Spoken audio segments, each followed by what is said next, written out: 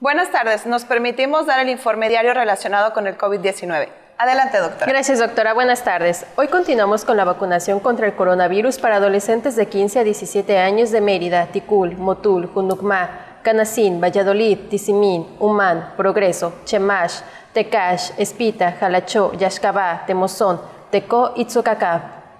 También se están aplicando las dosis de refuerzo de la vacuna contra el coronavirus entre la población de adultos mayores del municipio de Tzemul.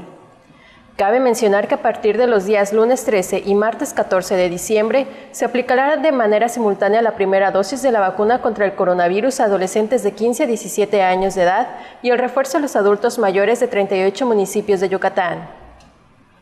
Este es el parte médico de este jueves 9 de diciembre. Como se ha señalado, en la reapertura económica los datos más importantes son la ocupación hospitalaria y los ingresos diarios. El día de hoy tenemos 37 pacientes en hospitales públicos. 70.767 pacientes ya se recuperaron, no presentan síntomas ni pueden contagiar. Esta cifra representa el 91% del total de contagios registrados, que son 77.463.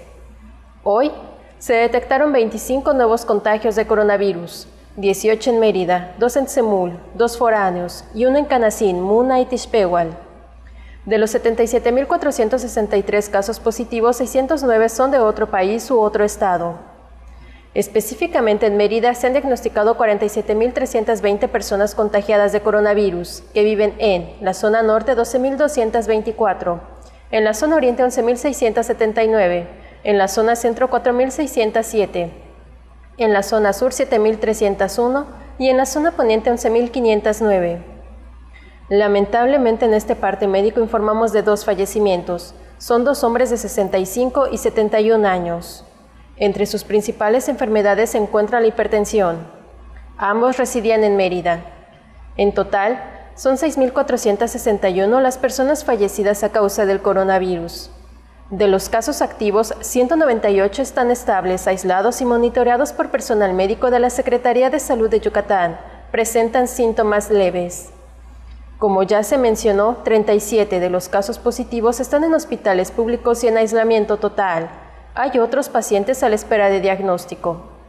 El rango de edad de los casos es de 1 mes a 107 años. Los indicadores semanales del Semáforo Estatal de Salud marcan color verde.